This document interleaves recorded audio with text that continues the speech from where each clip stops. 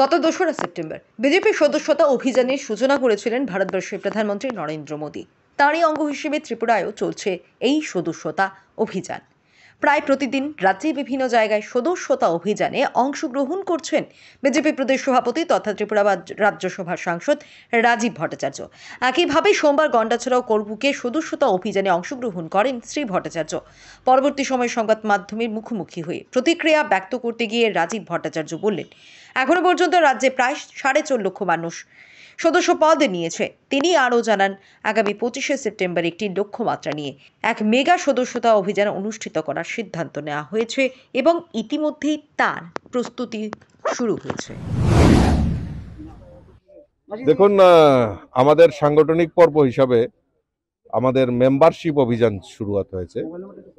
আপনারা সবাই জানেন, গত সেপ্টেম্বর মাসের 2 তারিখে মোদিজি দেশের প্রধানমন্ত্রী উনি মেম্বারশিপ সদস্যতা অভিযানের শুরুয়াত করেছিলেন।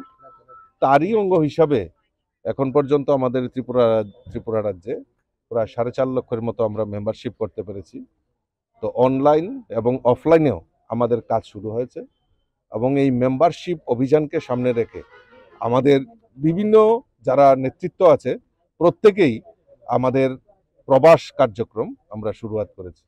তো বিশেষ করে আমাদের জনজাতি এলাকায়, আমাদের গন্ডাছড়া এবং আমাদের করবুক, শিলাছড়ি, এই সমস্ত জায়গায় আমাদের যারা কার্যকর্তা তাদেরকে সংগঠিত করে তারাও ভারতীয় জনতা পার্টির মেম্বারশিপের অংশগ্রহণ করার জন্য, তাদেরকে উদ্বুদ্ধ করার জন্য আজকে আমি 2টি জায়গা আমি পরিদর্শনে এসেছি।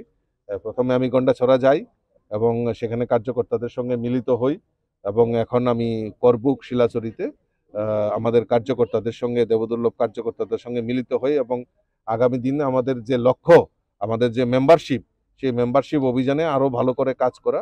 এবং আপনারা সবাই জানেন যে 25 সেপ্টেম্বর পণ্ডিত দীনদয়াল উপাধ্যায়জির জন্মবর্ষ আমরা উদযাপন করতে চলছি। তো আমরা একটা লক্ষ্যমাত্রা, সেদিন আমরা একটা মেগা মেম্বারশিপ অভিযান সমস্ত মণ্ডলে, সমস্ত বুথে আমরা করার একটা উদ্যোগ গ্রহণ করেছি। ইতিমধ্যে তার প্রস্তুতি শুরু হয়ে গেছে। সেই প্রস্তুতি নিয়েও তাদের সঙ্গে, কার্যকর্তাদের সঙ্গে কথা বলেছি এবং আমাদের সংগঠনকে আরও যাতে শক্তিশালী হয় সেই লক্ষ্যমাত্রা রেখে আমরা কাজ করছি।